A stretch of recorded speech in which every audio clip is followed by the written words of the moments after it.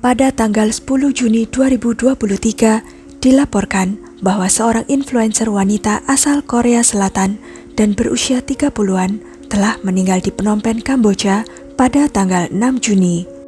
Berita ini mengirimkan gelombang kejutan bagi warga Korea Selatan.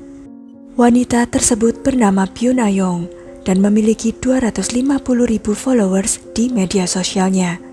Ia juga dikenal sebagai mantan penyiar dari Afrika TV dan seorang selebgram. Bagaimana dia bisa sampai di Kamboja dan ditemukan dalam keadaan tak bernyawa? Kasus ini melibatkan beberapa warga negara Cina dan penuh dengan pertanyaan yang belum terjawab, sehingga menghambat kemajuan penyelidikan yang sedang berlangsung. Bagaimana kisahnya? Sebelumnya, silakan subscribe dulu channel ini serta nyalakan loncengnya untuk mengetahui kasus-kasus kriminal yang terjadi di berbagai negara. Ibu kota negara Kamboja, Phnom Penh, terletak di antara Thailand dan Vietnam. Pada tanggal 6 Juni 2023, sesosok tubuh wanita yang membusuk ditemukan di sebuah lokasi konstruksi di kawasan perumahan di Provinsi Kandal yang berjarak sekitar 40 menit berkendara dari kota Phnom Penh. Pada dini hari tersebut, seorang kuli bangunan yang tiba di lokasi konstruksi menemukan kain merah yang tidak pernah dilihatnya sebelumnya. Kain itu setengah terendam di genangan air yang digali untuk mengubur pipa saluran pembuangan. Merasa ada yang tidak beres, ia lalu segera melaporkannya ke polisi. Ketika polisi datang dan mengangkat kain merah itu, terlihat tubuh seorang wanita di dalamnya. Berdasarkan barang-barang pribadi dan sidik jari yang ditemukan, korban diidentifikasi sebagai wanita Korea bernama Byun Ayong. Awalnya, identitas wanita tersebut tidak diungkapkan, tetapi kemudian seorang anggota komunitas online yang menelusuri detail dari wanita tersebut mengungkapkan bahwa Byun Ayong adalah seorang pembawa acara siaran Afrika TV berusia 33 tahun dan seorang bintang Instagram dengan 250.000 pengikut. Apa yang membawa influencer ini ke Kamboja dan bagaimana dia akhirnya mengalami nasib yang begitu mengerikan? Ayong yang memasuki Kamboja pada tanggal 2 Juni ditemukan tewas pada tanggal 6 Juni, tetapi perkiraan tanggal kematiannya adalah tanggal 4 Juni. Beberapa aspek janggal dari kasus Ayong sedikit demi sedikit terungkap. Pelaku secara mencolok meninggalkan tubuhnya di genangan air saluran pembuangan. Pelaku bahkan tidak berusaha untuk menyembunyikan mayat tersebut di tempat terpencil yang jarang penduduk. Terlebih aneh lagi, seorang teman Ayong yang menemaninya di Kamboja tidak melaporkan hilangnya Ayong maupun menghubungi keluarganya, dan kemudian malah menolak memberikan kesaksian apapun dengan alasan trauma. Pada tanggal 10 Juni, polisi mengidentifikasi sidik jari pada kain merah yang membungkus mayat Ayong dan kemudian menangkap pasangan Cina. Seorang pria berusia 30 tahun bernama Lai Wenxiao dan seorang wanita berusia 39 tahun bernama Chai Hui Chuan. Menurut rekaman CCTV, pada tanggal 4 Juni, Ayong memasuki klinik kecil yang dioperasikan oleh pasangan Cina tersebut pada pukul 16:10 sore dan tidak keluar dari sana bahkan setelah 1,5 jam di dalam. Kemudian pada pukul 17:52, pintu masuk dan papan lampu tanda klinik tersebut dimatikan. Dan 25 menit kemudian, lampu kembali menyala dan klinik kembali beroperasi. Pasangan tersebut kemudian terlihat mengendarai sepeda motor dan terlihat beberapa kali keluar masuk toko. Setelah lewat tengah malam, pada tanggal 5 Juni, pukul 00:52 pagi, sang suami memasukkan sesuatu ke dalam mobil dan pergi. Keesokan harinya, tanggal 6 Juni, Ayong ditemukan tewas. Pasangan Cina yang mengoperasikan klinik lokal itu mengatakan bahwa Ayong tiba-tiba mengalami kejang dan meninggal setelah menerima infus dan serum. Klinik yang berukuran hanya sebesar ruko kecil itu tidak mempunyai meja perawatan, hanya label-label harga yang tidak dapat dipahami tertempel di mana-mana. Klinik macam apa sebenarnya itu? Kemudian pasangan tersebut mengaku memindahkan jenazah Ayung menggunakan mobil dan meninggalkannya di lokasi konstruksi. Pada tanggal 6 Juni, laporan lokal di Kamboja mengatakan bahwa Ayung mengalami wajah bengkak, tulang retak pada rongga mata, tanda-tanda pemukulan yang parah, luka bakar di sekujur tubuhnya, dan diduga patah tulang leher. Namun polisi setempat yang pertama kali menemukan mayat tersebut menyebutkan bahwa tidak ada luka khusus atau tanda-tanda pendarahan. Tim forensik Kamboja yang melakukan pemeriksaan pertama terhadap jenazah tersebut juga mengatakan bahwa tidak ditemukan luka serius, yang berbeda dengan keterangan para saksi tersebut. Para ahli mengatakan jenazah terendam air dan membutuhkan waktu sekitar 48 jam untuk ditemukan, sehingga kemungkinan besar ada beberapa perubahan penampakan. Kemudian, kasus ini berubah statusnya dari pembunuhan menjadi kecelakaan medis, di mana Ayung mengalami syok kejang setelah diberikan infus atau serum 2 kali. Lai Wen-shao, sang pelaku pria yang mengaku bahwa dia membungkus tubuh Ayung dengan kain merah dan membawanya keluar dalam Toyota Prius biru tahun 2007 miliknya, mengubah pernyataannya ketika diwawancarai oleh tim investigasi Korea saat ditahan di penjara. Dia mengklaim bahwa Ayung meminta injeksi, tetapi dia sudah memiliki bekas suntikan di tubuhnya, jadi Wen-shao tidak memberikannya. Dia lalu mengatakan bahwa Ayung kemudian tertidur. Mulutnya mulai berbusa dan kehilangan kesadaran. Meskipun ia telah memberikan obat darurat dan memasang selang oksigen, Ayung tetap tidak dapat diselamatkan. Lai Wen-shao yang hanya mengaku meninggalkan tubuhnya sepenuhnya membantah semua tuduhan lain dan mengklaim bahwa istrinya juga tidak bersalah. Namun istrinya memberikan pengakuan tambahan. Ia mengklaim bahwa Ayung menyuntikkan obat pada dirinya sendiri agar dapat tidur lebih nyenyak. Chai Hui-chuan, istri Lai Wen-shao, menyiratkan bahwa Ayung datang ke Kamboja untuk secara diam-diam mendapatkan obat tertentu. Jika ini benar, maka Ayung yang bisa menyuntik dirinya sendiri tidak perlu mengunjungi klinik. Kesaksiannya sepertinya meragukan. Para ahli bingung dengan suntikan serum yang mereka berikan. Suntikan serum biasa digunakan untuk mengobati malaria dan tetanus, yang prosesnya melibatkan pengambilan darah sendiri untuk memisahkan trombosit, dan kemudian membantu perbaikan otot tulang rawan yang rusak, ligamen dan tendon supaya pulih dengan sendirinya. Itu adalah suatu tindakan yang tidak diperlukan oleh wanita muda dan sehat.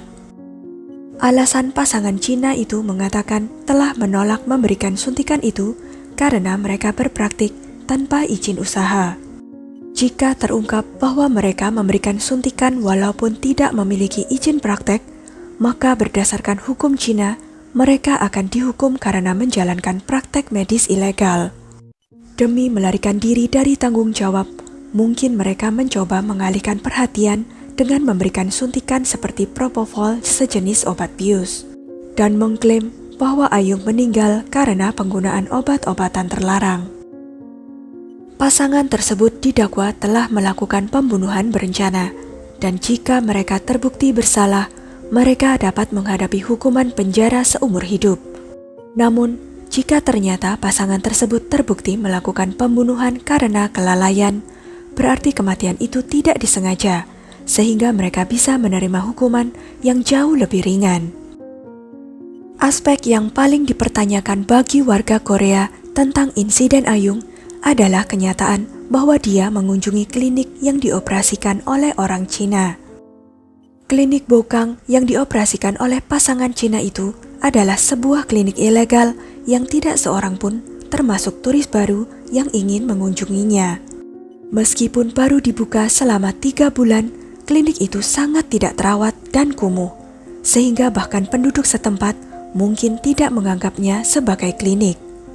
Apalagi hanya berjarak 5 menit berjalan kaki, ada sebuah rumah sakit yang besar bernama Klinik Mekong, dan masih banyak klinik besar lainnya yang terletak tidak jauh dari klinik Bokang berada. Di Kamboja itu, Ayung menginap di rumah seorang teman Korea, dan diduga bahwa dia mengunjungi klinik tersebut karena suami temannya itu adalah orang Cina, dan dia merekomendasikan klinik Bokang yang juga dioperasikan oleh orang Cina. Sangat tidak masuk akal jika Ayung, seorang influencer Korea yang terbiasa dengan kehidupan glamor, mengunjungi klinik Bokang untuk melakukan perawatan di sana. Bahkan orang Cina yang pernah tinggal dan mengunjungi klinik tersebut merasa aneh dan mempertanyakan mengapa orang Korea yang terkenal mau mengunjungi klinik tersebut. Karena biasanya orang Korea dan Cina tinggal di daerah yang berbeda di Kamboja.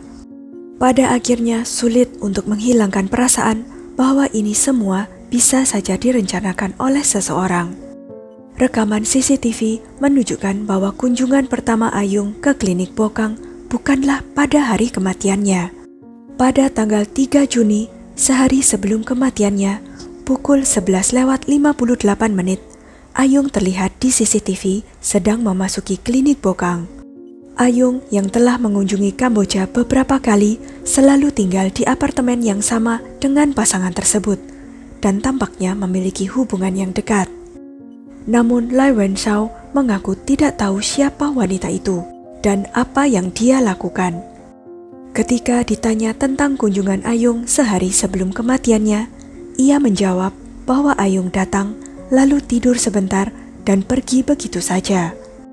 Sangat janggal jika seseorang yang bukan teman atau pasien mengunjungi klinik 2 hari berturut-turut dan hanya tidur tanpa perawatan lain. Anehnya, barang-barang milik Ayung bahkan ikat rambutnya disimpan oleh pasangan itu dengan hati-hati, tetapi ponselnya hilang. Para ahli berasumsi bahwa ini adalah upaya untuk menghilangkan bukti penting dan mengacaukan penyelidikan.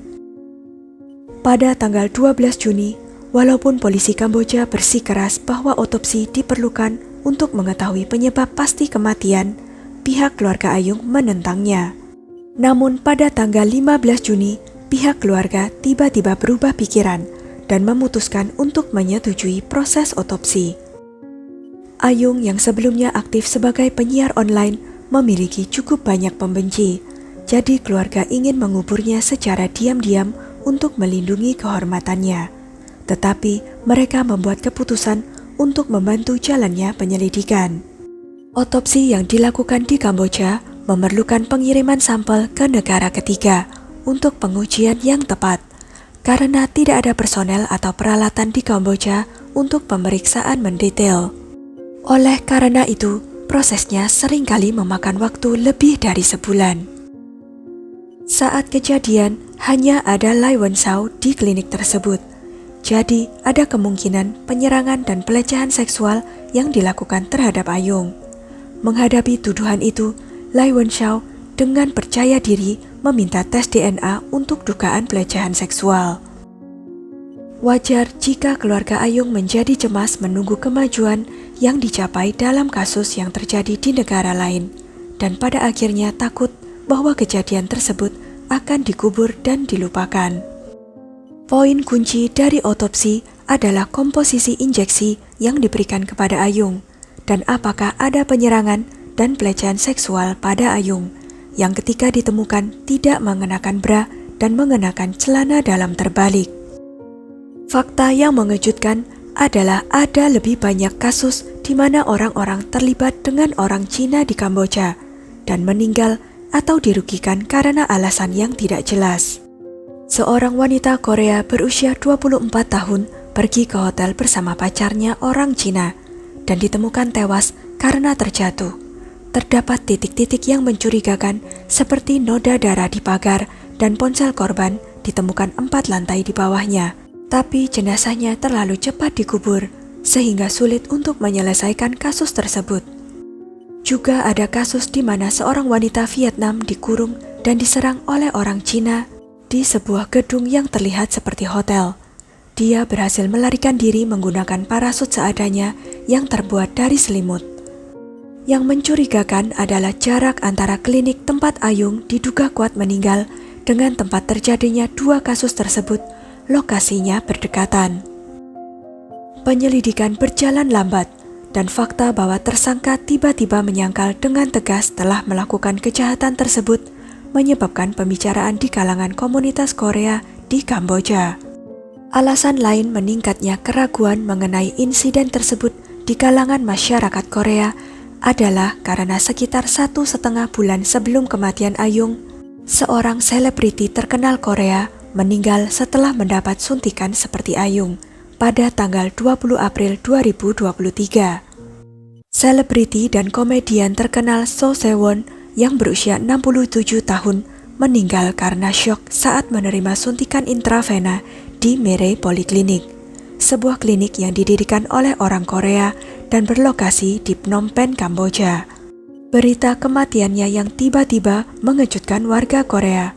Bahkan lebih mengejutkan dan mencurigakan adalah fakta kematiannya baru diketahui setelah 2 minggu berlalu. Mereka mengatakan bahwa So Sewon meninggal karena syok akibat komplikasi diabetes setelah menerima suntikan nutrisi. Namun media melaporkan klinik tempat So Sewon meninggal adalah klinik yang juga tidak memiliki izin usaha. Ketika seorang reporter bertanya kepada perawat, suntikan jenis apa yang So Sewon dapatkan? Apakah itu vitamin? Perawat menjawab, itu adalah propofol. Propofol yang sejatinya adalah obat bius dapat dengan mudah dibeli tanpa resep di apotek-apotek di Kamboja. Kemudian diketahui bahwa perawat telah memberikan 100 ml propofol kepada So Sewon sebelum kematiannya. Ini setidaknya 10 kali lipat dari dosis standar, dan ahli mengatakan jika So Sewon yang menderita diabetes menerima 100 ml propofol sekaligus akan menyebabkan kematian seketika. Fakta bahwa perawat yang tidak mengetahui sifat obat tersebut dan tidak mengetahui takaran dosis yang mematikan bersaksi bahwa dia memberikan 2 botol karena mengira itu adalah suntikan percobaan, seperti yang diinstruksikan oleh seseorang yang ia gambarkan sebagai seorang sopir. Ada kecurigaan bahwa kematian So Sewon mungkin direncanakan oleh seseorang.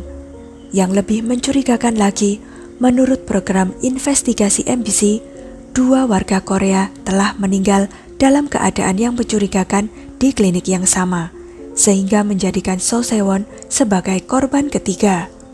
Dan setelah sekitar 1,5 bulan kemudian, Byun Ayung juga ditemukan tewas.